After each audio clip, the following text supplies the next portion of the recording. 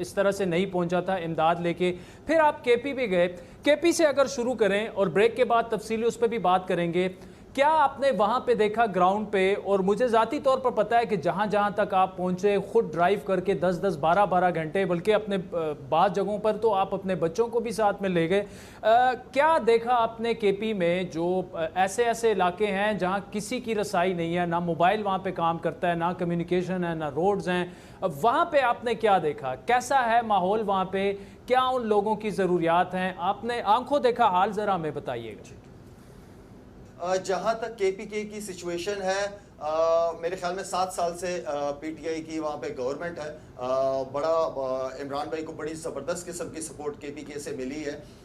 मैं ये समझता हूँ कि ये बात मैंने इससे पहले भी एक जगह कर चुका, इंटरव्यू में कर चुका हूँ कि इमरान भाई का जो विजन है, इमरान भाई के जो गोल्स हैं, उनका जो कैरेक्टर है, मैं ये समझता हूँ कि इमरान भाई की टीम को उस हिसाब से डिलीवर नहीं किया जिस हिसाब से डिलीवर होना चाहिए। ठीक है, आपके हेल्थ सेक्टर के अंदर थोड़ी बेहतरी आई है, केपीके के अंदर पुलिस काफ़ी बेहतर तरीके से वहाँ पे डिलीवर कर रही है, लेकिन इंफ्रास्ट्रक्चर बहुत इंपॉर्टेंट है। हमारे रोड्स पे जो रोड्स हैं वहाँ पे काम बहुत ज़्यादा स्लो चल रहा है। इंफ्रास्ट्रक्चर पे देखिए, जहाँ पहिया चलेगा वहाँ काम होगा। अब अगर मुझसे आप बात करेंगे कि यार शायद आप दोबारा चतराल जाओगे, तो मुझे सोचना पड़ेगा बहुत दफ़ा कि यार वहाँ पे तो रोडें ठीक नहीं हैं, रोड्स ठीक नहीं हैं, अब क्या करूँ, दोबारा जाऊँ। तो इंफ्रास्ट्रक्चर को बेहतर करने की बड़ी ज़बरदस्त ज़रूरत है वहाँ पे। वहाँ के लोग जो हैं वो बड़े मुहिब्बे वतन लोग हैं, पाकिस्तान पे जाने निसार करने वाले लोग हैं वो लोग। हमें उनको, अब जब से मर्ज हुआ है आपका फाटा मर्ज हुआ है केपीके के साथ, तो मैं ये समझता हूँ कि बहुत बड़ी रिस्पॉन्सिबिलिटी बनती है केपीके गवर्नमेंट के ऊपर। अब उनको डिलीवर करना पड़ेगा। इससे पहले जितने आपके वहाँ पे जो जब मर्ज नहीं हुआ था, जितने भी आपके जो पॉलिटिकल एजेंट्स थे, सारे फंड्स उनको जाता था, लेकिन नज़र नहीं आया कि फंड लगा कहाँ पे। तो मेरे ख्याल में इस बार एक अच्छी अपॉर्चुनिटी केपीके गवर्नमेंट के पास है कि डिलीवर करें जो जो काम उनके सर पे हैं इस वक्त, उन चीज़ों को जल्द से जल्द सॉल्व करने की कोशिश करें। एजुकेशन एक बहुत, मैं समझता हूँ कि पूरे मुल्क में, सिर्फ केपीके के अंदर नहीं, एजुकेशन सबसे मेन रोल अदा करता है। किसी भी मुल्क की तरक्की और कामयाबी में एजुकेशन सबसे इंपॉर्टेंट रोल अदा करता है। अच्छा शाहिद भाई, ये बताइए कि चूंकि केपी की बात हो रही है, मुझे ब्रेक पे भी जाना है, तो ये बता दीजिए कि खान साहब से आप इस वक्त अपील क्या करेंगे, क्योंकि वो इस वक्त मुल्क के वज़ीर आज़म हैं, उतनी तवज्जो वो केपी को नहीं दे पा रहे शायद जितनी वो उससे पहले दे सकते थे। अब तो पूरा मुल्क वो देख रहे हैं। अपील क्या करेंगे, क्या उनसे दरख्वास्त करेंगे, इल्तिजा करेंगे when it comes to KP? देखिए, इमरान भाई ने जो इस वक्त करप्शन के हवाले से काम कर रहे हैं, बहुत बड़ा काम है, बहुत ही बड़ा काम है। इसलिए करप्शन ऊपर से नीचे बहुत ज़्यादा इस मुल्क के अंदर है। वो जो उन्होंने इस वक्त इसको टेकअप किया हुआ है, तो मैं ये समझता हूँ कि करप्शन बिल्कुल ख़त्म करें, ठीक है। और चाहे वो उनकी पार्टी के लोग हों, चाहे वो बाहर जो भी हों, ये इनको अच्छी अपॉर्चुनिटी मिली हुई है करप्शन खत्म करने का, ये सबसे पहले काम करें। और दूसरा, स्कूल्स, एजुकेशन को पूरे पाकिस्तान के अंदर एक बड़ा नेटवर्क होना चाहिए एजुकेशन का। ये मैं समझता हूं कि इमरान भाई के ऊपर एक बहुत बड़ी जिम्मेदारी है इस वक्त। जी, शाहिद खान अफरीदी साहब नाज़रीन हमारे साथ मौजूद हैं। वक्त हो चाहता है कमर्शियल ब्रेक का, जिसके बाद बूम जूम से बड़ी एक ज़बरदस्त गुफ्तगू, उसके बाद थोड़ा सा लाइटर मोड में भी चले जाएंगे। कुछ ऐसे सवालात शाहिद लाला से करेंगे कि जो पहले किसी ने शायद ना किए हों, उनके जवाबात का हमें इंतज़ार रहेगा। एक कमर्शियल ब्रेक के बाद आपसे दोबारा मुलाकात होगी।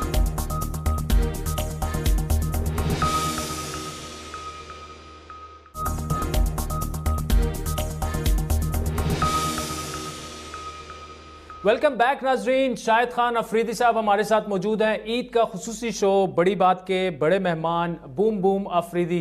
लाला, ये बताइएगा कि आप कश्मीर गए और स्पीच मैंने पूरी आपकी सुनी, लेकिन उसमें से बड़ी एक कंट्रोवर्सी भी बन गई।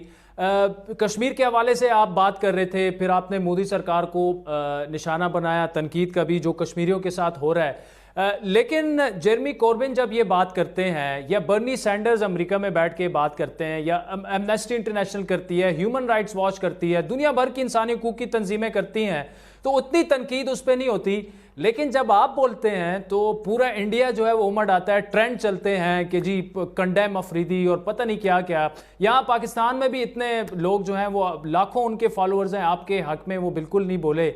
साथ में तनकीद ये होती है कि जी इनका काम तो क्रिकेट है, तो वो क्रिकेट पे ही बोलें, बाकी चीज़ों पे क्यों बात करते हैं? देखें आदिल, बात यह है कि ये बात जिस तरह आपने कही है, ये बात दुनिया कर रही है। तो शाहिद अफरीदी ने कोई ऐसी नई बात नहीं की थी, और शाहिद अफरीदी काम करता है इंसानियत का। अगर उस कश्मीर के अंदर अगर हिंदू कम्युनिटी होती और उनके ऊपर जुल्म होता, मैं तब भी बात करता। बात मजहब की नहीं है, बात इंसानियत की है यार। बात हमारा पाकिस्तान ने हमेशा पॉजिटिव रिस्पांस दिया है इंडिया को, ठीक है ना। हमारी गवर्नमेंट ने हमेशा रिलेशनशिप को बेहतर करने की कोशिश की है।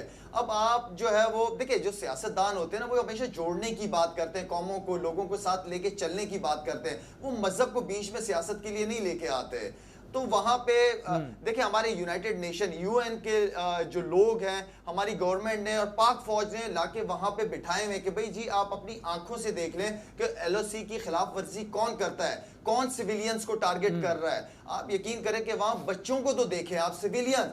एक औरत जिसकी अभी शादी हुई थी, 24 साल की थी, खेतों में काम कर रही थी, उसको टारगेट करके सीधा मार दिया, ठीक है। बच्चे खेल रहे थे, 3 बेटियां खेल रही थी, बच्चियां खेल रही थी, ऊपर से गोला फेंक दिया। एक का हाथ नहीं, एक का पाँव नहीं, हॉस्पिटल के अंदर है। मैं उनसे मिल के आया हूं, उनकी फैमिलीज को देख के आया हूं।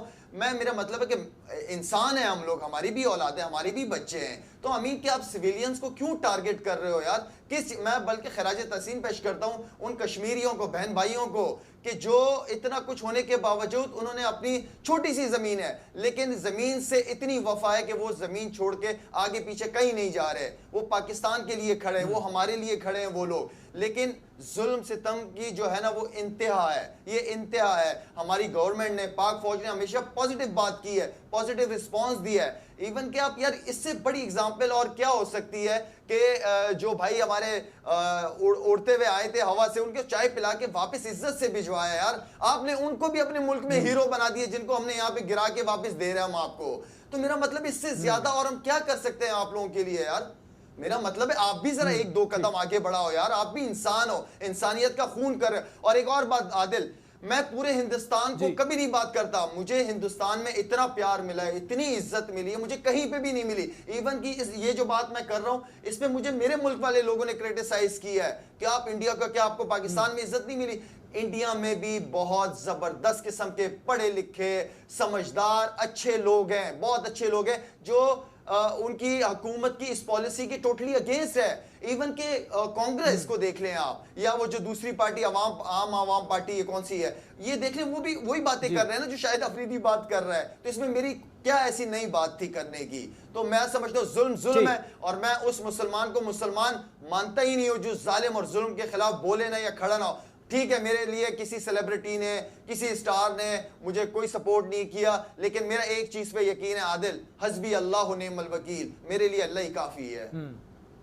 ठीक, अच्छा, ये इसमें शायद भाई बड़ी तफसील से आपका जवाब हमने सुना। जो एतराज़ स्पेशली इंडिया से जो आया कि जी आपकी एक फाउंडेशन है, हम भी आपकी मदद करते रहते हैं, तो आपको इस ऐसी सियासत में नहीं पड़ना चाहिए, तो उनके लिए आपका क्या जवाब है? वहाँ पे आपके काफ़ी सारे क्रिकेटर्स ऐसे दोस्त हैं जिनमें फाउंडेशन में भी आपकी मदद की, उनकी तरफ से बार बार ये पैगाम आया कि शायद आपको पॉलिटिक्स पर और इन चीज़ों पर जो है वो बात नहीं करनी चाहिए थी। और फिर वही चीज़ यही रिफ्लेक्ट हुई पाकिस्तान में भी, कि पाकिस्तान में ऐसे लोग जिनके भी लाखों करोड़ों फॉलोअर्स हैं, लेकिन वो कभी ऐसी बात नहीं करते। वो ये कहते हैं कि जी हमारा काम ही नहीं है सियासत पे बात करना।